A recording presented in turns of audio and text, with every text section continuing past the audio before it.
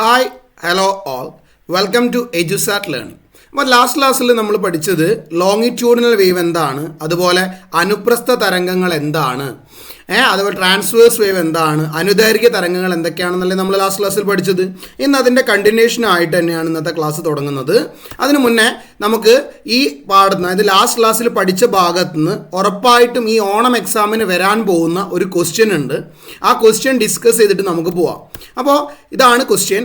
What is the difference between transverse wave and longitudinal wave? അനുപ്രസ്ഥ തരംഗങ്ങളും അനുദൈർഘ്യ തരംഗങ്ങളും തമ്മിലുള്ള വ്യത്യാസങ്ങൾ പട്ടികപ്പെടുത്തുക അല്ലെങ്കിൽ എഴുതുക എന്നൊക്കെ പറഞ്ഞിട്ട് നമുക്ക് ക്വസ്റ്റ്യൻസ് കാണും. അപ്പോൾ നിങ്ങൾ എന്ത് ചെയ്യണം? ഇതിൻ്റെ ഈ ഡിഫറൻസ് നിങ്ങൾ കാണാതെ പഠിച്ചു പോകണം. അല്ലെങ്കിൽ ഇതുപോലെ നമുക്ക് കുറച്ച് പോയിന്റ്സ് ആയിട്ട് അവർ ക്വസ്റ്റ്യൻ പേപ്പറിൽ തരും. ഇത് ഈസി ആയിട്ട് ചോദ്യം വരികയാണെങ്കിൽ മാത്രമേ ഇങ്ങനെ വരുള്ളൂ കേട്ടോ. ഡയറക്റ്റ് ക്വസ്റ്റ്യൻ ആണെങ്കിൽ what is the difference between longitudinal and transverse wave, അല്ലെങ്കിൽ അനുപ്രസ്ഥ തരംഗങ്ങളും അനുദൈർഘ്യ തരംഗങ്ങളും നമ്മൾ വ്യത്യാസം എഴുതുക എന്ന് അവർ ഡയറക്റ്റ് ആയിട്ട് ചോദിക്കുകയായിരിക്കും ചെയ്യുക.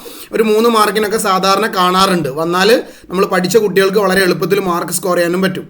ഇനി അതല്ല, ക്വസ്റ്റ്യൻ കുറച്ചുകൂടി ഈസി ആക്കാനാണ് അവർ വിചാരിക്കുന്നതെങ്കിൽ ഇതുപോലെ നമുക്ക് കുറച്ച് പോയിന്റ്സ് തരും.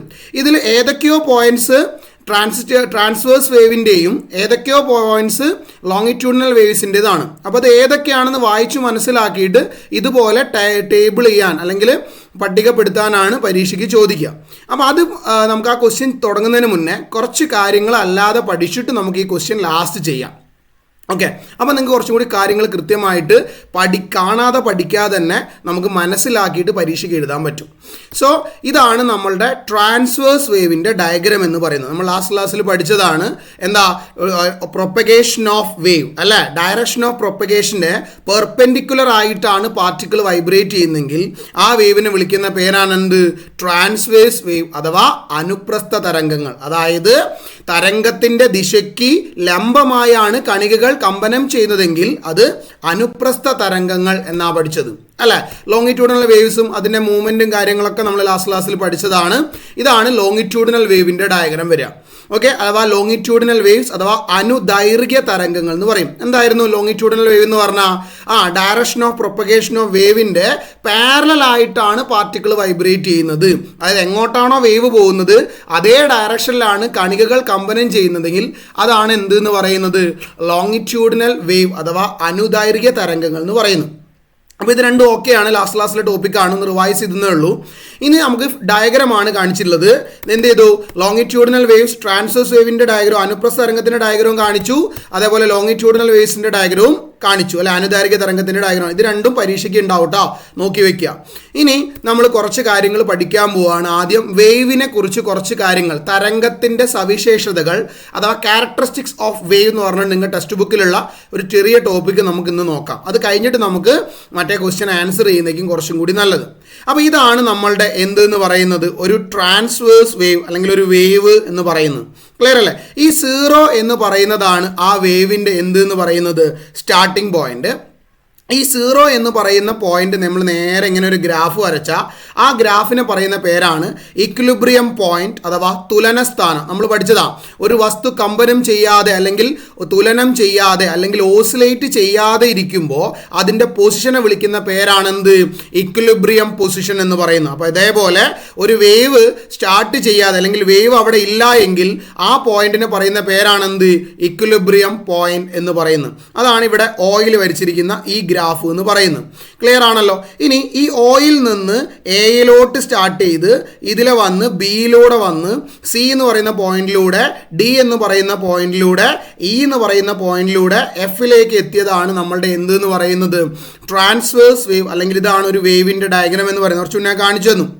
ഇവിടെ റൈറ്റ് സൈഡിലോട്ട് നമ്മൾ ടൈം എടുത്തിട്ടുണ്ട്, മുകളിലോട്ട് വൈ ആക്സിസിൽ നമുക്കറിയാലോ എക്സ് ആക്സിസും വൈ ആക്സിസും വെച്ചിട്ടാണ് ഗ്രാഫ് വരയ്ക്കുക. അപ്പോൾ എക്സ് ആക്സിസിലുള്ളത് ടൈമും വൈ ആക്സിസിലുള്ളത് എന്തുവാണ്? ഡിസ്പ്ലേസ്മെൻറ്റ്. അത് എത്രത്തോളം ആ വേവ് പാർട്ടിക്കിളിനെ ഡിസ്പ്ലേസ് ചെയ്തു എന്നുള്ളതാണ്. അപ്പോൾ നിങ്ങൾ നോക്കിക്കഴിഞ്ഞാൽ അവിടെ ഒരു കാര്യം കാണാൻ പറ്റും. ഈ വേവ് ഇങ്ങനെ ട്രാവൽ ചെയ്യുമ്പോൾ ഈ വേവിന് ഈ എ എന്ന് പറയുന്ന പോയിന്റിലും സി എന്ന് പറയുന്ന പോയിന്റിലും ഇ എന്ന് പറയുന്ന പോയിന്റിലുമാണ് മാക്സിമം ഡിസ്പ്ലേസ്മെൻറ്റ് എന്ന് പറയുന്നത് അല്ലേ? അതായത് ഏറ്റവും ഉയർന്നിരിക്കുന്ന പോയിന്റ്, ആ വേവിൻ്റെ ഏറ്റവും ദൂരം സഞ്ചരിച്ച പോയിന്റ്, മാക്സിമം ഡിസ്പ്ലേസ്മെന്റ് എന്ന് പറയുന്ന പോയിന്റ് എയും സിയും ഇയുമാണെന്ന് പറഞ്ഞാൽ ശരിയാണോ തെറ്റാണോ? അതെ, ശരിയാണ് അല്ലേ. അപ്പോൾ നമ്മൾ ഫസ്റ്റ് പോയിന്റ് പഠിക്കുകയാണ്, വാട്ട് ഈസ് ആംപ്ലിറ്റ്യൂഡ് എന്ന് പറയുന്നത് അല്ലേ. ആംപ്ലിറ്റ്യൂഡ് എന്താടാ? ആംപ്ലിറ്റ്യൂഡ് എന്ന് പറഞ്ഞാൽ maximum displacement from the equilibrium position of the wave. നമ്മൾ ഫസ്റ്റ് പഠിച്ച തന്നെയാണ്, നമ്മൾ ഫസ്റ്റ് പഠിച്ച ആയതി അഥവാ ആംപ്ലിറ്റ്യൂഡ് തന്നെയാണ് ഇവിടെ. ഓസിലേഷൻ എടുത്തോ പഠിച്ചില്ലേ? അതായത് ഇക്വിലിബ്രിയം പൊസിഷനിൽ നിന്ന് ആ ഒബ്ജക്റ്റ് ഒരു സൈഡിലോട്ട് പോയ മാക്സിമം ഡിസ്റ്റൻസിനെയാണ് എന്ത് വിളിക്കുക? ആംപ്ലിറ്റ്യൂഡ്. അതെ, നോക്കടാ, ഇതല്ലേ നമ്മളുടെ ഇക്വിലിബ്രിയം പൊസിഷൻ എന്ന് പറയുന്നത്. ഈ മാർക്ക് ചെയ്തിരിക്കുന്നതല്ലേ ഇക്വിലിബ്രിയം പൊസിഷൻ. ആ ഇക്വിലിബ്രിയം പൊസിഷൻ ഇതാ ഇത്രയും ദൂരം ഇത് ട്രാവൽ ചെയ്തില്ലേ, അതല്ലേ ആ മാക്സിമം ഡിസ്റ്റൻസ് എന്ന് പറയുന്നത്. അപ്പോൾ അതിനെയാണ് എന്ത് പറയുക? ആംപ്ലിറ്റ്യൂഡ്. ആംപ്ലിറ്റ്യൂഡിന്റെ സിമ്പിൾ എന്തായിരുന്നു? Small letter A. നമ്മളിത് പഠിച്ചതാണ് ഫസ്റ്റ് ചാപ്റ്ററിൽ. ഫസ്റ്റ് ചാപ്റ്റർ അല്ല, ഫസ്റ്റ് ടോപ്പിക്കിൽ. ക്ലിയർ അല്ലേ? അപ്പോൾ ആംപ്ലിറ്റ്യൂഡ് എന്ന് പറഞ്ഞാൽ എന്താ? Maximum displacement from the equilibrium position of the wave. അതായത് ഒരു തരംഗത്തിലെ മധ്യത്തിലുള്ള കണികൾ മധ്യസ്ഥാനത്ത്, അതായത് തുലനസ്ഥാനത്ത് നിന്ന് ലഭിക്കുന്ന ഏറ്റവും കൂടിയ സ്ഥാനാന്തരം, ഡിസ്പ്ലേസ്മെന്റിനെ വിളിക്കുന്ന പേരാണെന്ത്? ആംപ്ലിറ്റ്യൂഡ്. അപ്പം അങ്ങനെയാണ് നോക്കടാ, ഈ എ എന്ന് പറയുന്ന പോയിന്റിലല്ലേ മാക്സിമം ഡിസ്പ്ലേസ്മെന്റ് ഉള്ളത്. അതേപോലെ പിന്നെ ഏതുള്ളത്? സി എന്ന് പറയുന്ന പോയിന്റ്. പിന്നെ ഏതാ ഉള്ളത്? ഇ എന്ന് പറയുന്ന പോയിന്റ്. അപ്പോൾ ഈ എ എന്ന് പറയുന്ന പോയിന്റും സി എന്ന് പറയുന്ന പോയിന്റും ഇ എന്ന് പറയുന്ന പോയിന്റിലുമാണ് എന്തുള്ളത്? ഈ വേവിന് മാക്സിമം ഡിസ്പ്ലേസ്മെന്റ് ഉള്ളത് എന്ന് പഠിക്കാം. ക്ലിയർ അല്ലേ? അങ്ങനെയാണെങ്കിൽ ഗ്രാഫാണ്. അപ്പോൾ ഗ്രാഫ് നോക്കിയാൽ നമുക്ക് മനസ്സിലാവും. നോക്കടാ, ഇത് നേരെ ബാക്കോട്ട് പ്രൊജക്റ്റ് ചെയ്ത് നോക്കുക. ഞാൻ എന്താ ഗ്രീൻ കളറിൽ മാർക്ക് ചെയ്തിരിക്കുന്നത്. അപ്പോൾ മാക്സിമം ഡിസ്പ്ലേസ്മെന്റ് എത്രയാ? 2. ആംപ്ലിറ്റ്യൂഡ് എത്രയാ? അപ്പോൾ 2 അല്ലേ. ഇവിടെ എന്തിലാണുള്ളത്? സെന്റിമീറ്ററിലാണെങ്കിൽ ആംപ്ലിറ്റ്യൂഡ് എത്രയാണെന്ന് വെച്ചാൽ എന്ത് എഴുതുക? 2 സെന്റിമീറ്റർ എന്ന് പറയാം. അപ്പോൾ ഒരു ഗ്രാഫ് നോക്കിയിട്ട് ഒരു വേവിന്റെ ചിത്രം തന്നാൽ ആ ഗ്രാഫ് നോക്കിയിട്ട് നമുക്ക് എന്ത് ചെയ്യാൻ പറ്റണം? ആംപ്ലിറ്റ്യൂഡ് കണ്ടുപിടിക്കാൻ പറ്റണം. സിമ്പിളാണ്, ഒന്നുമില്ല. ആ ഇക്വിലിബ്രിയം പൊസിഷനിൽ നിന്ന് മാക്സിമം പുറത്തോട്ട് തള്ളി നിൽക്കുന്ന പോയിന്റ് നോക്കുക. ഇവിടെ ഏതൊക്കെയാ? എ ഉണ്ട്, സി ഉണ്ട്, ഇ ഉണ്ട് അല്ലേ. ആ എ എന്ന് പറയുന്ന പോയിന്റിൽ നേരെ സൈഡിലോട്ട് വരച്ച ഗ്രാഫ് ആണെങ്കിൽ അവിടെ പോയിന്റ് മാർക്ക് ചെയ്തിട്ടുണ്ടെങ്കിൽ നമുക്ക് അത് നോക്കി പറയാൻ പറ്റും ഇവിടെ എത്രയാണ്? 2. അങ്ങനെയാണെങ്കിൽ നിങ്ങൾക്ക് ഇവിടെ നോക്കി പറയാൻ പറ്റുമല്ലോ. ഞാൻ വേറെ കളർ റെഡ് കൊണ്ട് കാണിക്കാം. നോക്കടാ, ഇതാ സിയിലുള്ള മാക്സിമം ആംപ്ലിറ്റ്യൂഡ് എത്രയാ? അത് -2 ആണ് ഗ്രാഫിൽ വരുമ്പോൾ. പക്ഷെ നമ്മൾ -2 എന്ന് പറയണ്ട. ആംപ്ലിറ്റ്യൂഡ് എന്ന് പറഞ്ഞാൽ അതിനൊരു സംഖ്യ മാത്രം മതി. എന്ത് വേണ്ട? സൈന് വേണ്ട. ക്ലിയർ അല്ലേ? അപ്പോൾ -2 എന്ന് പറയണ്ട. എന്ത് തന്നെയാണ്? 2 ആണ്. ക്ലിയർ അല്ലേ? അപ്പോൾ ഈ എന്ന് പറയുന്ന പോയിന്റ് എന്താ? 2. മാക്സിമം ആംപ്ലിറ്റ്യൂഡ് എത്ര തന്നെയാണ്? 2 ആണ്. ഏതെങ്കിലും ഒരു സൈഡ് കണ്ടുപിടിച്ചാൽ മതി, ബാക്കിയൊക്കെ എന്തായിരിക്കും? സെയിം ആയിരിക്കും. ക്ലിയർ ആവുന്നുണ്ടല്ലോ അല്ലേ? അപ്പോൾ ആംപ്ലിറ്റ്യൂഡ് എന്ന് പറഞ്ഞാൽ എന്താ? അതിൻ്റെ ഇക്വിലിബ്രിയം പൊസിഷൻ അല്ലേ. ഈ ഗ്രാഫിൽ നിന്ന് ഈ 0 എന്ന് പറയുന്ന പോയിന്റിൽ നിന്ന് ആ വേവിൻ്റെ മാക്സിമം ഡിസ്റ്റൻസിലുള്ള പോയിന്റിലേക്കുള്ള ദൂരത്തിനെയാണ് എന്ത് വിളിക്കുക? ആംപ്ലിറ്റ്യൂഡ് എന്ന് പറയുക. ക്ലിയർ ആവുന്നുണ്ടല്ലോ? അപ്പോൾ ആംപ്ലിറ്റ്യൂഡ് ഓക്കെ അല്ലേ? ഇനി ആംപ്ലിറ്റ്യൂഡ് അടുത്തത് കഴിഞ്ഞ് നമുക്ക് എന്താ പഠിക്കാനുള്ളത്? ഫ്രീക്വൻസിയാണ്. അപ്പോൾ ആംപ്ലിറ്റ്യൂഡ് കഴിഞ്ഞു അല്ലേ? ഫ്രീക്വൻസിയാണ്. ആ ഫ്രീക്വൻസി പഠിക്കുന്നതിന് മുന്നേ നമുക്ക് ഒരു കാര്യം കൂടി പഠിക്കാനുണ്ട്. ക്ലിയർ അല്ലേ? അത് ഞാൻ കാണിച്ചു തരാം. അതാണ് സൈക്കിൾ എന്ന് പറയുന്നത്. ക്ലിയർ അല്ലേ? സൈക്കിൾ. ഒരു വേവിൽ ഒരു സൈക്കിൾ എന്ന് പറഞ്ഞാൽ എന്താണ് എന്ന് നമ്മൾ പഠിക്കണം. നോക്കടാ, ആ വേവ് ഇതാ ഇവിടെ വെച്ച് കാണിക്കാം. ക്ലിയർ അല്ലേ? ഞാനൊരു യെല്ലോ കളറിൽ ഹൈലൈറ്റ് ചെയ്ത് കാണിച്ചു തരാം. അപ്പോൾ നിങ്ങൾക്ക് കുറച്ചും കൂടി കാര്യങ്ങൾ ക്ലിയർ ആവും. ഓക്കെ ആണല്ലോ? ദാ ഈ വേവ് ഈ 0 എന്ന് സ്റ്റാർട്ട് ചെയ്തിട്ട്, ക്ലിയർ അല്ലേ, ദാ ഇങ്ങനെ വന്ന് ബി എന്ന് പറയുന്ന പോയിന്റിലെത്തി, പിന്നെ സി എന്ന് പറയുന്ന പോയിന്റിലെത്തി, ഡി എന്ന് പറയുന്ന പോയിന്റിലെത്തി. ദാ ഇത്രയും ഡിസ്റ്റൻസ് ഒരു വേവ് ട്രാവൽ ചെയ്താൽ ഇതിനെയാണ് എന്ത് പറയുക? ഒരു സൈക്കിൾ എന്ന് പറയുക. ക്ലിയർ അല്ലേ? അല്ലെങ്കിൽ ഇങ്ങനെ മനസ്സിലാക്കിക്കോ, ഇത് ആദ്യം ഇത് പഠിച്ചോ, എന്നാൽ കുറച്ചുകൂടി കിട്ടും. ശൃംഗങ്ങൾ അഥവാ ക്രസ്റ്റും ട്രഫും പഠിച്ചോ. ഗർത്തങ്ങൾ എന്നതിന് മലയാളത്തിൽ പറയും. ശൃംഗങ്ങൾ, അതുപോലെ തന്നെ എന്താണ്? ഗർത്തങ്ങൾ എന്ന് പറയും. ക്ലിയർ അല്ലേ? നോക്കടാ, ശൃംഗങ്ങൾ എന്ന് പറഞ്ഞാൽ എന്താ? ഒന്നുമില്ല. ഒരു വേവിൽ ഉയർന്നിരിക്കുന്ന ഭാഗങ്ങളെ, ഹൈറ്റ് കൂടിയ ഭാഗങ്ങളെ വിളിക്കുന്ന പേരാണ് എന്ത്? ശൃംഗം എന്ന് മലയാളത്തിൽ പറയും, ക്രസ്റ്റ് എന്ന് പറയും. അപ്പോൾ നോക്കടാ, ഒരു വേവ് സ്റ്റാർട്ട് ചെയ്യുമ്പോൾ ഈ ഉയർന്ന ഭാഗത്തിനെ വിളിക്കുന്ന പേരാണ് എന്ത്? ശൃംഗം എന്ന് പറയുന്നത് ഈ ഭാഗം. ക്ലിയർ അല്ലേ? അതാ ഇവിടെ ഈ ഫിഗറിലാണെങ്കിൽ ഈ ഉയർന്നിരിക്കുന്ന, അതാ ഈ റെഡ് കൊണ്ട് മാർക്ക് ചെയ്ത ഈ ഉയർന്നിരിക്കുന്ന പോയിന്റിനെ പറയുന്ന പേരാണ് ശൃംഗം അഥവാ ക്രസ്റ്റ് എന്ന് പറയുന്നത്. അപ്പോൾ വേവ്സ് ആണെങ്കിൽ അതിൽ ക്രസ്റ്റും ഉണ്ടാവും, ട്രഫും ഉണ്ടാവും. നോക്കടാ, ഉയർന്ന് താഴ്ന്ന് ഉയർന്ന് താഴ്ന്ന് ഇങ്ങനെയല്ലേ വേവ് പോയിക്കൊണ്ടിരിക്കുന്നത്. അപ്പോൾ ഉയർന്ന ഭാഗങ്ങളെ ക്രസ്റ്റ് എന്നും, ഇതാണ് നമ്മളുടെ എന്ത് എന്ന് പറയുന്നത്? ക്രസ്റ്റ് എന്ന് പറയുന്ന ഭാഗം. ഓക്കെ ആണല്ലോ? അപ്പോൾ അങ്ങനെയാണെങ്കിൽ ഇവിടെ താഴ്ന്ന് കിടക്കുന്ന ഈ ഭാഗമാണ് എന്ത് എന്ന് പറയുന്നത്? ട്രഫ് അഥവാ ഗർത്തം, കുഴി എന്നൊക്കെ പറയില്ലേ നമ്മൾ മലയാളത്തിൽ? അത് തന്നെ ഗർത്തം, ട്രഫ് എന്നതിന് ഇംഗ്ലീഷ് പറയും. അപ്പോൾ ഒരു വേവ് ആണെങ്കിൽ, ഒരു ട്രാൻസ്വേഴ്സ് വേവ് ആണെങ്കിൽ അതിൽ ക്രസ്റ്റും ഉണ്ടാവും ട്രഫും ഉണ്ടാവും. ക്ലിയർ ആവുന്നുണ്ടോ? നേരത്തെ കാണിച്ചതല്ലേ സാറ്? ഒരു ട്രാൻസ്വേഴ്സ് വേവ് ആണെങ്കിൽ അതിന് എന്തുണ്ടാവും? അതിൽ ശൃംഗങ്ങൾ അഥവാ ക്രസ്റ്റും ഉണ്ടാവും, അതുപോലെ ഗർത്തങ്ങൾ അഥവാ ട്രഫും ഉണ്ടാവും. ക്ലിയർ ആവുന്നുണ്ടല്ലോ? അപ്പോൾ ഈ ക്രസ്റ്റ്, അതായത് ഒരു ക്രസ്റ്റും ഒരു ട്രഫും ചേർന്നതാണ് എന്ത് എന്ന് പറയുന്നത്? ഒരു സൈക്കിൾ. അങ്ങനെ പഠിച്ചാൽ പോരെ? നിങ്ങൾ മനസ്സിലാക്കാൻ വേണ്ടി പഠിച്ച ഡെഫിനേഷൻ അല്ല. ഒരു ശൃംഗവും ഒരു ഗർത്തവും ചേർന്നതാണ് എന്ത് എന്ന് പറയുന്നത്? ഒരു സൈക്കിൾ എന്ന് പറയുന്നത്. നോക്കടാ, ഇതൊരു ശൃംഗം അല്ലെങ്കിൽ ഒരു ക്രസ്റ്റ്, ഇതൊരു ട്രഫ് അല്ലെങ്കിൽ ഒരു ഗർത്തം. അപ്പോൾ ഈ ക്രസ്റ്റും ട്രഫും കൂടി ചേർന്നതാണ് എന്ത് എന്ന് പറയുന്നത്? ഒരു സൈക്കിൾ എന്ന് പറയുന്നത്. അപ്പോൾ എന്താ സൈക്കിൾ എന്ന് പറഞ്ഞാൽ? A cycle is one complete oscillation of A particle in wave motion. അതായത് ഒരു തവണ വേവ് വൈബ്രേറ്റ് ചെയ്യുന്നതിനെ പറയുന്ന പേരാണ് എന്ത്? ഒരു കംപ്ലീറ്റ് വൈബ്രേഷൻ. ഒരു കമ്പനം പൂർണ്ണമായാൽ അതിനെ പറയുന്ന പേരാണ് എന്ത്?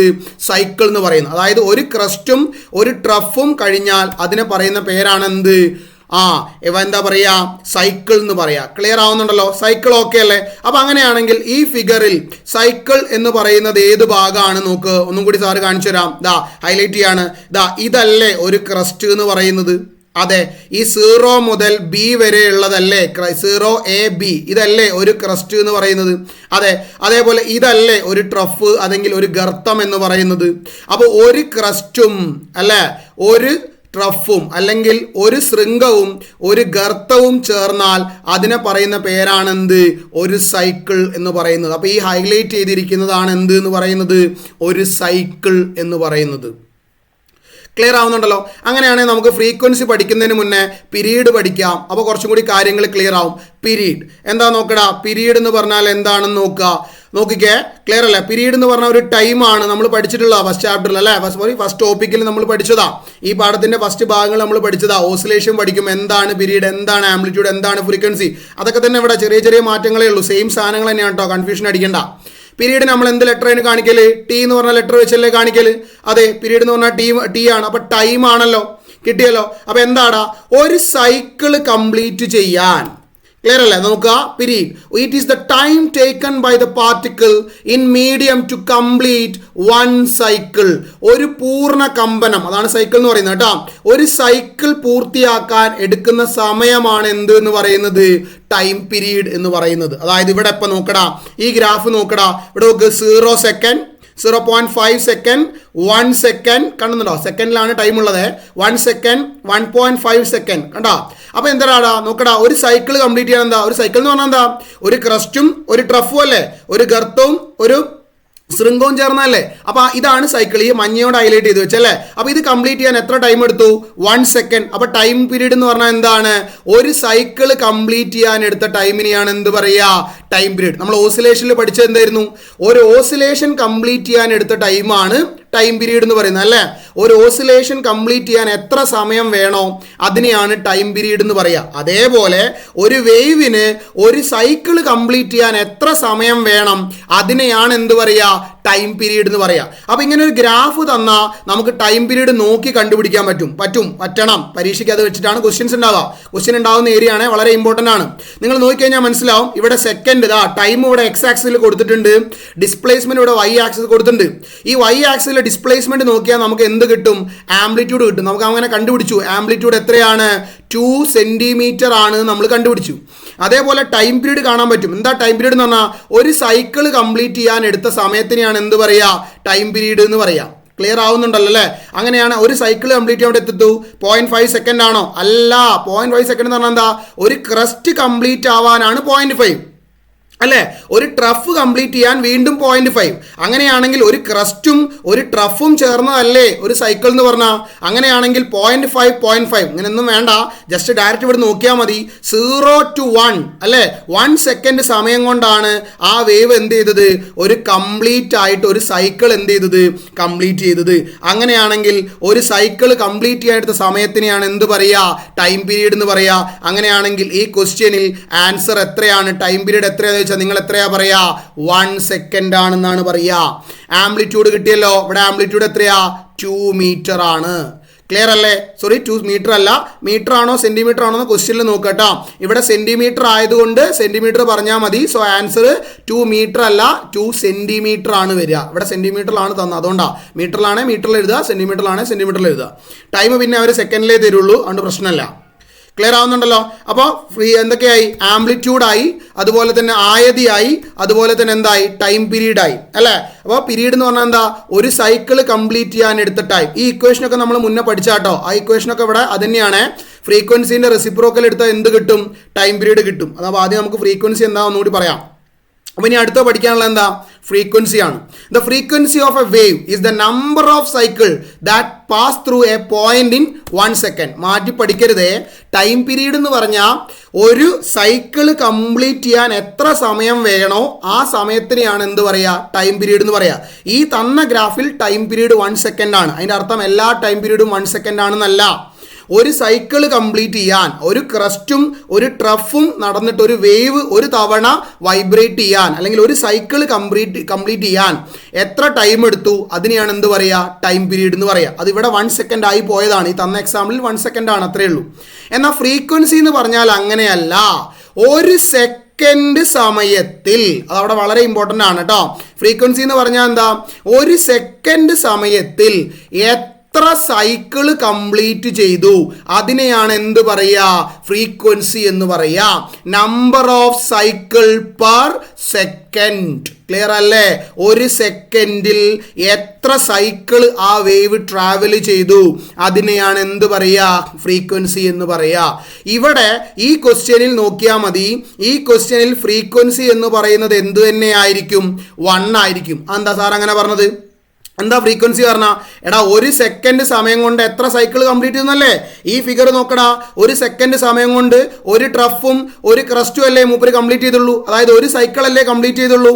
ഹൈലൈറ്റ് ചെയ്യാം, അപ്പോൾ കുറച്ചുകൂടി കാര്യങ്ങൾ ക്ലിയർ ആവും. നോക്കൂ, ഫിഗർ നോക്കൂ. ക്ലിയർ അല്ലേ? ദാ ഹൈലൈറ്റ് ചെയ്യുന്നു. ദാ ഈ ക്വസ്റ്റ്യനിൽ ഇവിടെ ഒരു സെക്കൻഡ് സമയം കൊണ്ട് ഒറ്റ സൈക്കിളേ കംപ്ലീറ്റ് ആയിട്ടുള്ളൂ. അങ്ങനെയാണെങ്കിൽ ഇവിടുത്തെ ഫ്രീക്വൻസി എന്താണ്? 1 ആണ്. ക്ലിയർ അല്ലേ? ഇവിടെ ടൈം പീരീഡും 1 ആണ്, 1 സെക്കൻഡ് ആണ്. ഫ്രീക്വൻസിയും എന്താണ്? 1 സെക്കൻഡ് ആണ്. ക്ലിയർ അല്ലേ? അപ്പോൾ നമ്മൾ ഇക്വേഷൻ നോക്കടാ. ടി ഈസ് ഈക്വൽ ടു എന്തായിരുന്നു? 1/f അല്ലേ? അല്ലേ? നമുക്ക് നേരെ തിരിച്ചും പറയാം. എഫ് ഈസ് ഈക്വൽ ടു എന്തായിരുന്നു? 1/t. ഇതൊക്കെ ലാസ്റ്റ് ക്ലാസ്സിൽ പഠിച്ചതാണ്, പഠിക്കണം, ഇമ്പോർട്ടൻ്റ് ആണ്. അപ്പോൾ നോക്കടാ, ഫ്രീക്വൻസി കാണാൻ എന്ത് ചെയ്താൽ മതി? Frequency is equal to time period കിട്ടിയാൽ പോരെ? 1/. ഇവിടെ ടൈം പീരീഡ് എത്രയാ? 1 ആണ്. സോ 1/1 എത്രയാ? 1. അപ്പോൾ ഫ്രീക്വൻസി എന്താണ്? 1 ഹേർട്സ്. പഠിച്ചാലേ? ഫ്രീക്വൻസിന്റെ യൂണിറ്റ് എന്താണ്? ഹേർട്സ് ആണ്. ക്ലിയർ ആവുന്നുണ്ടോ? ഈ ക്വസ്റ്റ്യനിലാണ്, മാറ്റി പഠിക്കരുത്. അപ്പോൾ എന്താ ഫ്രീക്വൻസി എന്ന് പറഞ്ഞാൽ? ആവൃത്തി എന്ന് പറഞ്ഞാൽ എന്താ? ഒരു ബിന്ദുവിലൂടെ ഒരു സെക്കൻഡിൽ കടന്നു പോകുന്ന സൈക്കിളുകളുടെ എണ്ണം. ക്ലിയർ ആവുന്നുണ്ടോ? അപ്പോൾ ഫ്രീക്വൻസി എന്ന് പറഞ്ഞാൽ ഒരു സെക്കൻഡിൽ എത്ര cycles, number of cycles in 1 second. മനസ്സിലാവുന്നുണ്ടല്ലോ? എന്നാൽ ടൈം പീരീഡ് എന്ന് പറഞ്ഞാൽ എന്താ? ഒരു സൈക്കിൾ കംപ്ലീറ്റ് ചെയ്യാൻ എടുത്ത ടൈം. ഇത് നമ്മൾ ഇക്വേഷൻ അങ്ങോട്ടും ഇങ്ങോട്ടും മാറ്റാം. T is equal to 1/f ആണ്. അതുപോലെ തന്നെ നമുക്ക് എന്ത് പറയാം? F is equal to 1/t എന്നും പറയാം. 2 ചെയ്താലും കിട്ടും. ടൈം പീരീഡ് തന്ന ഫ്രീക്വൻസി കാണാനും ഫ്രീക്വൻസി തന്ന ടൈം പീരീഡ് കാണാനുള്ള ഇക്വേഷനാണിത്. ഇത് അങ്ങോട്ടും ഇങ്ങോട്ടും മാറ്റിയാൽ മതി. ടൈം പീരീഡ് തന്നാൽ നേരെ ടൈം പീരീഡ് താഴെ കൊടുക്കുക, അപ്പോൾ ഫ്രീക്വൻസി കിട്ടും. ഫ്രീക്വൻസി തന്നാൽ ഫ്രീക്വൻസി താഴെ കൊടുക്കുക, അപ്പോൾ നമുക്ക് ആരെ കിട്ടും? ടൈം പീരീഡ് കിട്ടും. ക്ലിയർ അല്ലേ? ഇത് പഠിക്കാൻ എളുപ്പമാണ്. അപ്പോൾ 3 കാര്യങ്ങൾ നമ്മൾ പഠിച്ചത് എന്തൊക്കെയാ? ക്യാരക്ടറിസ്റ്റിക് ഓഫ് വേവ്സ് ഏതൊക്കെ പഠിച്ചു? ആംപ്ലിറ്റ്യൂഡ് പഠിച്ചു. ക്ലിയർ അല്ലേ? പിന്നെ എന്തൊക്കെയാണ് പഠിച്ചത്? പീരീഡ് പഠിച്ചു. പിന്നെ എന്തൊക്കെയാണ് പഠിച്ചത്? ഫ്രീക്വൻസി പഠിച്ചു. ഈ ക്വസ്റ്റ്യൻ ഒന്നുകൂടി ആൻസർ ചെയ്യാം. ആംപ്ലിറ്റ്യൂഡ് എന്ന് പറഞ്ഞാൽ മാക്സിമം ഡിസ്പ്ലേസ്മെന്റ്. അപ്പോൾ ഗ്രാഫ് നോക്കുക, ലെഫ്റ്റ് സൈഡിലോട്ട് നേരെ ആരോ മാർക്ക് വരച്ചാൽ അവിടെ കിട്ടും 2. ഇവിടെ സെന്റിമീറ്റർ ആയതുകൊണ്ട് ആംപ്ലിറ്റ്യൂഡ് എന്താണ്? 2 സെന്റിമീറ്റർ അല്ലെ? മാക്സിമം ഡിസ്പ്ലേസ്മെന്റ് എന്ന് പറയാം. ഇനി പീരീഡ് എന്ന് പറഞ്ഞാൽ എന്താ? ഒരു സൈക്കിൾ കംപ്ലീറ്റ് ചെയ്യാൻ എടുത്ത ടൈം. ഇവിടെ ഒരു സൈക്കിൾ കംപ്ലീറ്റ് എടുത്ത ടൈം എത്രയാണ്? 1 സെക്കൻഡ് ആണ്. അപ്പോൾ ടൈം പീരീഡ് എന്താണ്? 1 സെക്കൻഡ് എന്ന് കിട്ടി ഇല്ലേ? ഇനി ഫ്രീക്വൻസി എന്ന് പറഞ്ഞാൽ എന്താണ്? നമ്പർ ഓഫ് സൈക്കിൾ അല്ലെ? നമ്പർ ഓഫ് സൈക്കിൾ ഇൻ എന്താണ്? 1 സെക്കൻഡ് എന്നല്ലേ പഠിച്ചത്.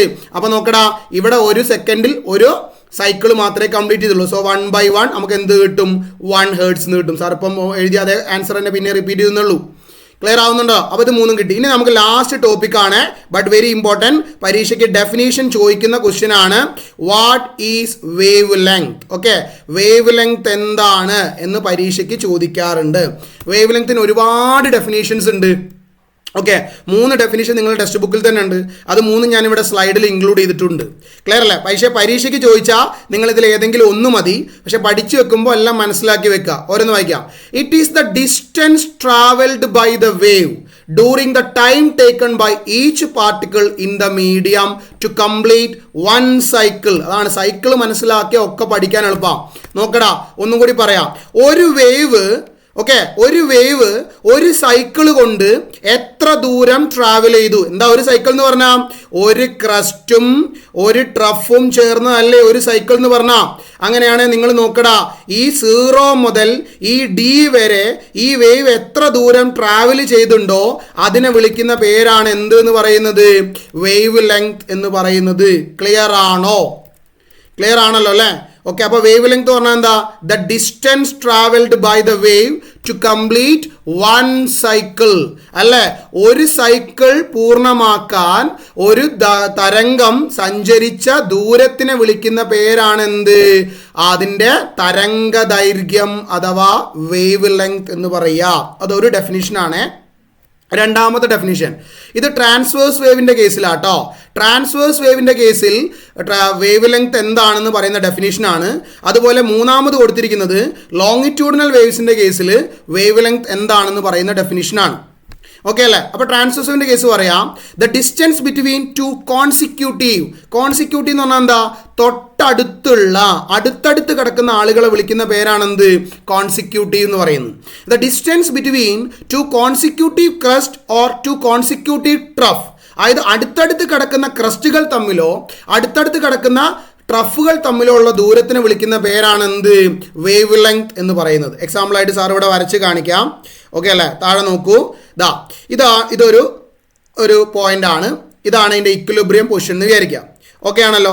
ആ ഇക്വിലിബ്രിയം പൊസിഷനിൽ നിന്ന് ഇതുപോലെ നമ്മളുടെ വേവ് എന്ത് ചെയ്യാൻ പോവുക? സ്റ്റാർട്ട് ചെയ്യുക. അപ്പോൾ ഇതാണ് 0 എന്ന് പറയുന്ന പോയിന്റ്.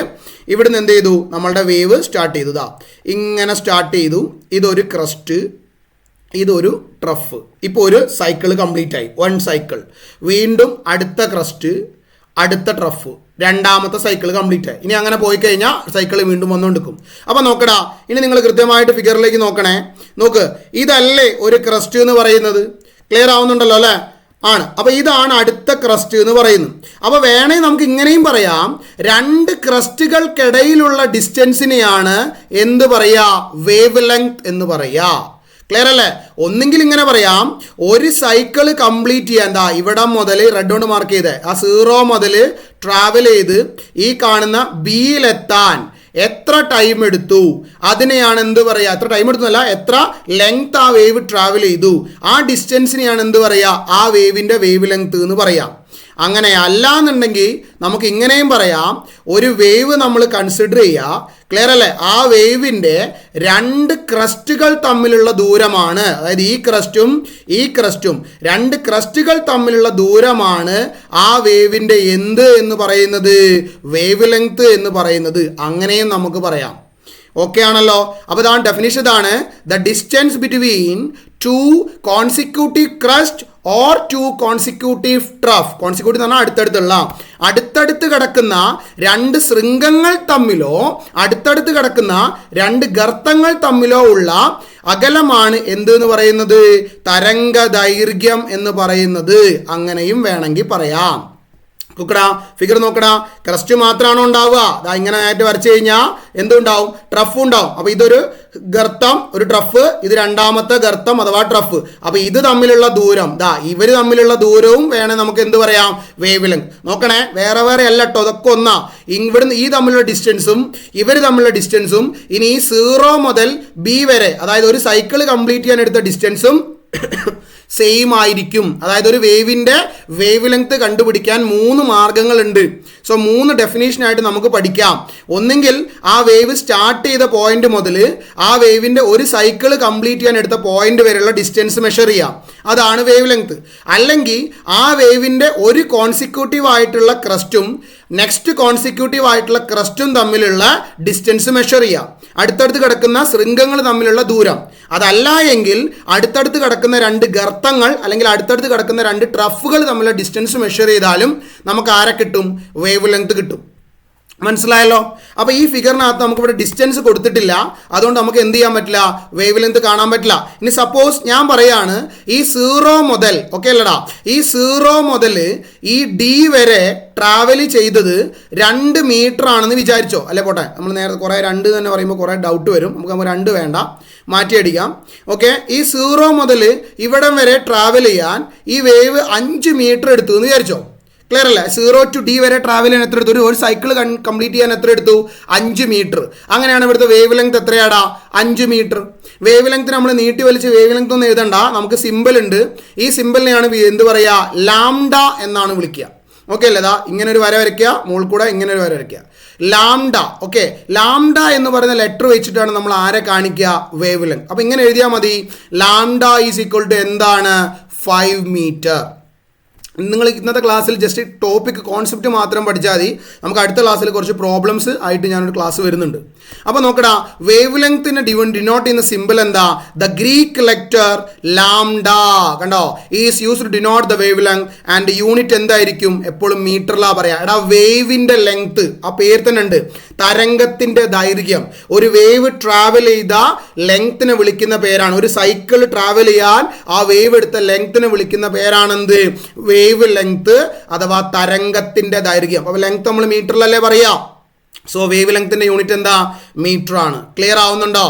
ഓക്കെ അല്ലേ? ഇനി നമുക്ക് ഒരു ഡെഫിനേഷനും കൂടി ഉണ്ട്, അത് ലോങ്ങിറ്റ്യൂഡിനൽ വേവ്സിനെ വെച്ചിട്ട് പറയുമ്പോൾ പറയുന്ന, അതായത് നമുക്ക് ഇത് നിങ്ങൾ ഞാൻ ചെയ്ത് ഈ നമ്പർ 1 എന്ന് പറയുന്ന ഡെഫിനേഷൻ പരീക്ഷയ്ക്ക് എഴുതിയാൽ മതി കേട്ടോ. It is a distance travelled by the wave during the time taken by each particle in the medium to complete 1 cycle. ഒരു സൈക്കിൾ കംപ്ലീറ്റ് ചെയ്യാൻ ആ വേവ് ട്രാവൽ ചെയ്ത ദൂരത്തിനെയാണ് എന്ത് വിളിക്കുക, തരംഗ ദൈർഘ്യം എന്ന് പറയുക. അതിൽ ഏത് വേണേൽ നിങ്ങൾക്ക് എഴുതാം. സിമ്പിളായിട്ട് തോന്നുന്നത് രണ്ടാമത്തെ ഡെഫിനേഷൻ ആയിരിക്കും. അങ്ങനെയാണ് അത് പഠിച്ച് പരീക്ഷയ്ക്ക് എഴുതിയാലും മതി, ഏതെങ്കിലും ഒന്ന് പരീക്ഷയ്ക്ക് എഴുതാം. ഇനി നിങ്ങൾ നോക്ക്, നമ്മൾ പഠിച്ചുകൊണ്ടിരിക്കുന്ന ട്രാൻസ്വേഴ്സ് വേവിന് വെച്ചിട്ടാ അല്ലേ, നമ്മൾ ആംപ്ലിറ്റ്യൂഡ് പഠിച്ചു, ഫ്രീക്വൻസി പഠിച്ചു, പീരീഡ് പഠിച്ചു, വേവ് ലെങ്ത് പഠിച്ചു, അതുപോലെ ക്രസ്റ്റ് എന്താന്ന് പഠിച്ചു, ഗർത്തം അഥവാ ട്രഫ് എന്താന്ന് പഠിച്ചു. ക്ലിയർ അല്ലേ? അതേപോലെ നമുക്ക് ലോങ്ങിറ്റ്യൂഡിനൽ വേവ് എടുക്കാം. നോക്കടാ, അതിൻ്റെ ഒരു ഡയഗ്രാം നോക്കൂ, ലോങ്ങിറ്റ്യൂഡിനൽ വേവിൻ്റെ കാണുന്നുണ്ടോ നിങ്ങൾ? ക്ലിയർ അല്ലേ?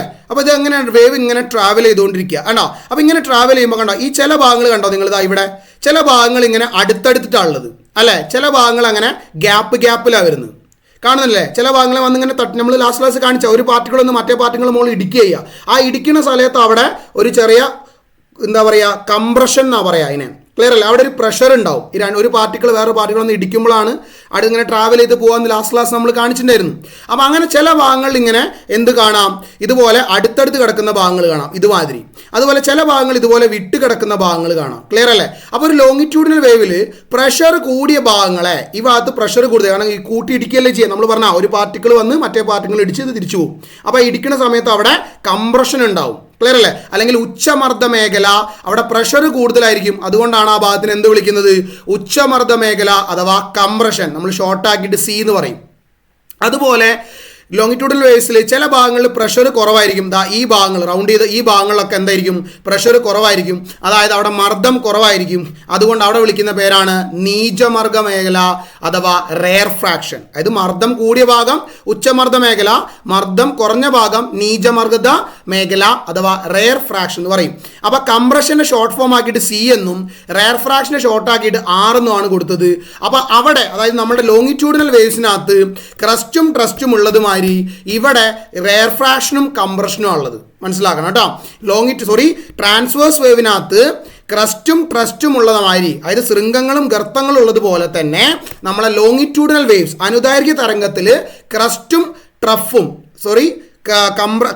ട്രഫിന് പകരം ഇവിടെ എന്താ ഉള്ളത്, ക്രസ്റ്റ് ഉള്ള അതായത് കംപ്രഷനും, അതേപോലെ എന്താ ട്രഫിന് പകരം റെയർ ഫ്രാക്ഷനും. അതായത് ശൃംഗത്തിന് പകരം ഉച്ചമർദ്ദ മേഖലയും ഓക്കെ അല്ലേ, ഗർത്തത്തിന് പകരം നീചമർദ്ദ മേഖലയാണ് ഇവിടെ ഉണ്ടാവുക. ഇവിടെ ക്രസ്റ്റും ട്രഫും ഉണ്ടാവില്ലേ.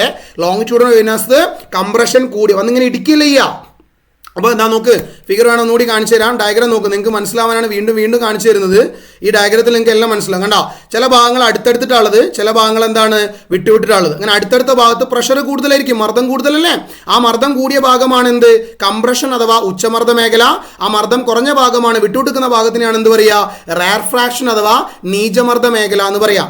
അപ്പോൾ അങ്ങനെയാണെങ്കിൽ ഒരു വേവ് ലെങ്ത്തിന് ഇത് വെച്ചിട്ട് ഒരു ഡെഫിനിഷനും കൂടി ഉണ്ട്. According to the longitudinal waves, wavelength can be described as this. എങ്ങനെയാ? The distance between two consecutive, അടുത്തടുത്ത് കിടക്കുന്ന കംപ്രഷനുകൾ തമ്മിലോ ഉച്ചമർദ്ദ മേഖലകൾ തമ്മിലുള്ള ദൂരത്തിനെയോ അല്ലെങ്കിൽ അടുത്തടുത്ത് കിടക്കുന്ന ടു കോൺസിക്യൂട്ടീവ് റെയർ ഫ്രാക്ഷൻ നീചമർദ്ദ മേഖലകൾ തമ്മിലുള്ള ദൂരത്തിനെയോ എന്ത് പറയാം? വേവ് ലെങ്ത് എന്ന് പറയാം. അപ്പോൾ 3 ഡെഫിനേഷൻ കേട്ടോ. ഒരു സൈക്കിൾ കംപ്ലീറ്റ് ചെയ്യാൻ ആ വേവ് ട്രാവൽ ചെയ്ത ഡിസ്റ്റൻസിനെയാണ് വേവ് ലെങ്ത് എന്ന് പറയുക. അല്ലെങ്കിൽ 2 ക്രസ്റ്റുകൾ തമ്മിലോ 2 ട്രഫ്റ്റുകൾ തമ്മിലുള്ള ദൂരത്തിന് വിളിക്കുന്ന പേരാണ് വേവ് ലെങ്ത്. അല്ലെങ്കിൽ 2 കംപ്രഷനുകൾ തമ്മിലോ അല്ലെങ്കിൽ 2 റെയർ ഫ്രാക്ഷനുകൾ തമ്മിലോ ഉള്ള ദൂരത്തിനെയാണ് എന്ത് പറയുക? വേവ് ലെങ്ത് എന്ന് പറയുക. ക്ലിയർ ആവുന്നുണ്ടോ? ഇവിടെ നോക്കിക്കഴിഞ്ഞാൽ നിങ്ങൾക്ക് അറിയാം, ഇവിടെ സി ടു സി കണ്ടോ, ഒരു സി മുതൽ അടുത്ത സി വരെ, അതായത് ഒരു ഉച്ചമർദ്ദ മേഖല മുതൽ അടുത്ത ഉച്ചമർദ്ദ മേഖല വരെയുള്ള ലെങ്തിനെയാണ് എന്ത് പറയുക? വേവ് ലെങ്ത് അഥവാ ലാംഡ. അങ്ങ് ഫിഗറിൽ കാണാം. അല്ലെങ്കിൽ ഇങ്ങനെയും പറയാം, ഒരു നീചമർദ്ദ മേഖല മുതൽ, അതായത് ഒരു റെയർ ഫ്രാക്ഷൻ മുതൽ അടുത്ത നീചമർദ്ദ മേഖല അടുത്ത റെയർ ഫ്രാക്ഷൻ വരെയുള്ള ദൂരത്തിനെയാണ് എന്ത് പറയുക? Wave length. ഇതിൽ ഏത് ഡെഫിനേഷൻ വേണം എടുക്കാം, എല്ലാം ഈക്വൽ ആയിരിക്കും. പരീക്ഷയ്ക്ക് ലോങ്ങിറ്റ്യൂഡൽ വേവിൻ്റെ ഡയഗ്രം തന്നിട്ട് വേവ് ലെങ്ത് കാണാൻ പറഞ്ഞാൽ ഇങ്ങനെ കാണാം. പരീക്ഷയ്ക്ക് ട്രാൻസ്വേഴ്സ് വേവിൻ്റെ ഡയഗ്രം തന്നിട്ട് വേവ് ലെങ്ത് കാണാൻ പറഞ്ഞാൽ 2 ക്രസ്റ്റിൻ്റെ ഇടയിലുള്ള ലെങ്ത് ഐഡൻറ്റിഫൈ ചെയ്യുക. അല്ലെങ്കിൽ സ്റ്റാർട്ടിംഗ് പോയിന്റ് മുതൽ ഒരു സൈക്കിൾ കംപ്ലീറ്റ് ചെയ്യാൻ എത്ര ടൈം എടുത്തു അതിനെ ആ ലെങ്ത്തിനെ കണ്ടാലും മതി. ക്ലിയർ ആവുന്നുണ്ടല്ലോ? ഇത്രയും പോയിന്റുകൾ നിങ്ങൾക്ക് ക്ലിയർ ആണെന്ന് വിചാരിക്കുന്നു. ഓക്കെ അല്ലേ? അപ്പോൾ വേവ് ലെങ്ത്തിന് 3 ഡെഫിനേഷൻസ് ഉണ്ട്. ഈ 3 എണ്ണത്തിൽ ഏതെങ്കിലും ഒന്ന് പഠിക്കുക. അതിനെ ഡിനോട്ട് ചെയ്യുന്ന സിമ്പൽ എന്താണ്? ലാംഡയാണ്, മറന്നു പോകണ്ട. അത് മീറ്ററിലാണ് പറയുക. ഓക്കെ അല്ലേ? ഇനി നമുക്ക് ഫസ്റ്റ് ടോപ്പിക്കിലേക്കുള്ള നമ്മളുടെ ക്വസ്റ്റ്യനിലേക്ക് തിരിച്ചു വരാം. നോക്കടാ, ഇനി നിങ്ങൾക്ക് സിമ്പിളായിട്ട് കിട്ടും. ഓരോ ഡെഫിനേഷൻ ഞാൻ പറയാം, നിങ്ങൾ അതേപോലെ മൈൻഡിൽ പറഞ്ഞു നോക്കിയാൽ മതി. Particle in the medium vibrate perpendicular to the direction of propagation of wave. വേവിന് പെർപെൻഡിക്കുലർ ആയിട്ട് പാർട്ടിക്കിൾ വൈബ്രേറ്റ് ചെയ്യുക അല്ലേ? മാധ്യമത്തിലെ കണികൾ ലംബമായിട്ട് കമ്പനം ചെയ്യുക എന്ന് പറഞ്ഞാൽ ഇത് ഏത് വേവാടാ? അത് ട്രാൻസ്വേഴ്സ് വേവ് അല്ലേ? ക്ലിയർ അല്ലേ? അത് ട്രാൻസ്വേഴ്സ് വേവ് അല്ലേ? അനുപ്രസ്ഥ തരംഗമല്ലേ? ഈ കാണിച്ച വേവ് അല്ലേ അത്? ക്ലിയർ? അപ്പോൾ അതാ ഫസ്റ്റ് പോയിന്റ് എന്താ? Particle in vibrate perpendicular to the propagation of direction of wave. നിങ്ങൾക്ക് ഇനി ടേബിളിന്റെ ആവശ്യമില്ല, അല്ലാതെ നിങ്ങൾ ഉത്തരം പറയുന്നത് എനിക്കറിയാം. ഇനി രണ്ടാമത്തെ പോയിന്റ് നോക്കടാ, simple. Compression and rare fraction ഇപ്പൊ പഠിപ്പിച്ചല്ലേ? കംപ്രഷനും റെയർ ഫ്രാക്ഷനും ഉച്ചമർദ്ദ മേഖലയും നീചമർദ്ദ മേഖലയും ഉണ്ടാകുന്നു. ഏത് വേവിലാണ് ഉണ്ടാകുന്നത്? പെട്ടെന്ന് പറഞ്ഞെന്നേ. അതെ, ലോങ്ങിറ്റ്യൂഡിനൽ വേവ്സ്. അനുദൈർഘ്യ തരംഗത്തിലല്ലേ ഉച്ചമർദ്ദ മേഖലയും നീചമർദ്ദ മേഖലയും ഒക്കെ ഉണ്ടാവുക. അപ്പോൾ ഈ പോയിന്റ് ആരതാ? ഈ രണ്ടാമത്തെ പോയിന്റ് ലോങ്ങിറ്റ്യൂഡിനൽ വേവിൻ്റെതാണ്. കിട്ടി. ഇനി മൂന്നാമത്തെ പോയിന്റ് നോക്ക്. Pressure variation occur in the medium. മാധ്യമത്തിൽ മർദ്ദ വ്യതിയാനങ്ങൾ ഉണ്ടാക്കുന്നു. ഫിഗർ ഓർമ്മ ഉണ്ടല്ലോ? നോക്കടാ, മർദ്ദ വ്യതിയാനം കണ്ടോ? ചില ഭാഗങ്ങൾ കട്ടി കൂടുന്നു, ചില ഭാഗങ്ങൾ ലൂസാവുന്നു. കട്ടി കൂടിയ ഭാഗത്തല്ലേ മർദ്ദമുള്ളത്? ഇതാ ഇവിടെയല്ലേ മർദ്ദമുള്ളത്? നോക്കടാ. ക്ലിയർ അല്ലേ? അങ്ങനെയാണെങ്കിൽ മർദ്ദ വ്യത്യാസം ഉണ്ടാക്കുന്ന ഏത് വേവാ? നിങ്ങൾ തന്നെ പറഞ്ഞെന്നേ. ഏത് വേവാണ്? ലോങ്ങിറ്റ്യൂഡിനൽ വേവ് അല്ലേ? അപ്പൊ ഈ മൂന്നാമത്തെ പോയിന്റും ആരതാണ്? അനുദൈർഘ്യ തരംഗത്തിന്റെ അഥവാ ലോങ്ങിറ്റ്യൂഡിനൽ വേവിൻ്റെതാണ്. ക്ലിയർ ആവുന്നുണ്ടല്ലോ? ഇനി നിങ്ങൾ പറഞ്ഞേ, ക്രസ്റ്റും ട്രഫും. സിമ്പിൾ. ഇതാ പറഞ്ഞു, ക്ലാസ് പഠിച്ചു കഴിഞ്ഞാൽ നമുക്ക് ഒരു ക്വസ്റ്റ്യനും കാണാതെ പഠിച്ചു പോകേണ്ട ആവശ്യമില്ല. ക്രസ്റ്റും ട്രഫും ആർക്കാ? വേഗം പറയും. ക്രസ്റ്റും ട്രഫും. ശൃംഗങ്ങളും ഗർത്തങ്ങളും ആർക്കാ? അതെ, ട്രാൻസ്വേഴ്സ് വേവിന്. ശൃംഗങ്ങളും ഗർത്തങ്ങളും ആരെ പോയിന്റാ? ട്രാൻസ്വേഴ്സ്. അപ്പൊ ഈ നാലാമത്തെ പോയിന്റ് ആരതാ? ട്രാൻസ്വേഴ്സ് വേവ് അഥവാ അനുപ്രസ്ഥ തരംഗം. കിട്ടി. ഇനി അടുത്ത പോയിന്റ് കിട്ടി. Particle in the medium vibrate parallel അല്ലേ? എന്താണ്? പ്രേഷണ ദിശയ്ക്ക് സമാന്തരമായി എന്ന് കണ്ടാൽ ഉറപ്പിക്കാം. ആരാണ്? ലോങ്ങിറ്റ്യൂഡിനൽ വേവ് അല്ലേ? അനുദൈർഘ്യ തരംഗമല്ലേ? അതും കിട്ടി. ലാസ്റ്റ് പോയിന്റ് നമുക്ക് അത് ഓട്ടോമാറ്റിക്കായിട്ട് നമുക്ക് ട്രാൻസ്വേഴ്സ് വേവ് ആവാൻ സാധ്യത ഉണ്ട്. എന്നാലും വായിച്ചു നോക്കിയിട്ട് ആൻസർ ചെയ്യാം. മാധ്യമത്തിൽ മർദ്ദ വ്യതിയാനങ്ങൾ ഉണ്ടാകുന്നില്ല, പ്രഷർ ഡിഫറൻസ് ഇല്ല. പ്രഷർ ഡിഫറൻസ് ഇല്ലാത്തത് ഏതിനാ? പ്രഷർ ഡിഫറൻസ് ഉണ്ടാക്കുന്ന ഏതിനാ? മർദ്ദ വ്യത്യാസം ഉണ്ടാക്കുന്ന ലോങ്ങിറ്റ്യൂഡിനൽ അല്ലേ? അപ്പോൾ മർദ്ദ വ്യത്യാസം ഉണ്ടാക്കാത്തത് ആരാണ്? Simple, transverse wave. ഈ പോയിന്റ് വെച്ചിട്ട് ഈ ടേബിൾ നിങ്ങൾ പഠിച്ചു വെക്കണം. ഒന്നുകൂടി വായിക്കാം. ലോങ്ങിറ്റ്യൂഡിനൽ വേവ് നോക്ക്. വൈബ്രേറ്റ് ചെയ്യുന്നത് എങ്ങനെയാ? പാരലൽ ആയിട്ടാണ്. പ്രൊപ്പഗേഷൻ ഓഫ് വേവ് എങ്ങോട്ടാണോ അതിന് പാരലൽ ആയിട്ട്. പെർപെൻഡിക്കുലർ ആണെങ്കിൽ ട്രാൻസ്വേഴ്സ് വേവ്. കംപ്രഷനും റെയർവേഷനും ഉണ്ടാവും. ഉച്ചമർദ്ദ മേഖലയും നീചമർദ്ദ മേഖലയും ഉണ്ടാവും. ഏതിൽ? അനുദൈർഘ്യ തരംഗത്തിൽ അല്ലെങ്കിൽ ലോങ്ങിറ്റ്യൂഡിനൽ വേവ്സിൽ. അതുപോലെ പ്രഷർ വേരിയേഷൻ, മർദ്ദ വ്യത്യാസം ഉണ്ടാവും ലോങ്ങിറ്റ്യൂഡിനൽ വേവ്സിൽ. ഇനി എക്സാമ്പിൾ പഠിച്ചു വെച്ചോ. ഒരു എക്സാമ്പിൾ പഠിച്ചാൽ 4 എണ്ണമായി. 4 പോയിന്റ് എഴുതാം. നമുക്ക് 3 മാർക്കിന് പരീക്ഷയ്ക്ക് ചോദിക്കുന്ന വെരി വെരി ഇമ്പോർട്ടൻ്റ് ആയിട്ടുള്ള ക്വസ്റ്റ്യൻ ആണ്. പഠിച്ചു വെച്ച് പോകണം. ഇപ്രാവശ്യം ഓണപ്പ് എക്സാമിന് എന്തായാലും ഉണ്ടാവും. ക്ലിയർ ആണല്ലോ. അപ്പോൾ ഇന്നത്തെ ക്ലാസ് ഈ ക്വസ്റ്റ്യനുമായി ബന്ധപ്പെട്ട് അതുപോലെ തന്നെ വേവിൻ്റെ കുറച്ച് ക്യാരക്ടേഴ്സ് പഠിച്ചതാണ്. ഇനി ക്യാരക്ടറിസ്റ്റിക് ഓഫ് വേവ് എന്ന് പറയുന്ന ഭാഗത്ത് നമുക്ക് പ്രോബ്ലം ഉണ്ടാവും. ഇതുപോലെ ഗ്രാഫ് തന്നിട്ട് ഒരു വേവിൻ്റെ ആംപ്ലിറ്റ്യൂഡ് കാണാൻ, ആ ഫ്രീക്വൻസി കാണാൻ, ടൈം പീരീഡ് കാണാൻ, വേവ് ലെങ്ത് കാണാൻ, ഇത് ഗ്രാഫ് വെച്ചിട്ട് ജസ്റ്റ് നോക്കി എഴുതാൻ പരീക്ഷയ്ക്ക് ഉണ്ടാവാറുണ്ട്. അതുപോലെ കുറച്ചും കൂടി അഡ്വാൻസ് ആയിട്ടുള്ള 2 ക്വസ്റ്റ്യൻ കൂടി ഉണ്ട്. നമുക്ക് അടുത്ത ക്ലാസ്സിൽ സ്പീഡ് ഓഫ് വേവും ഇതും കൂടി നമുക്ക് എന്ത് ചെയ്യാം, ഡിസ്കസ് ചെയ്തിട്ട് നമുക്ക് അടുത്ത ക്ലാസ്സിൽ വീഡിയോസ് എടുക്കാം. ഓക്കെ അല്ലേ? അപ്പോൾ താങ്ക് യു വെരി മച്ച്.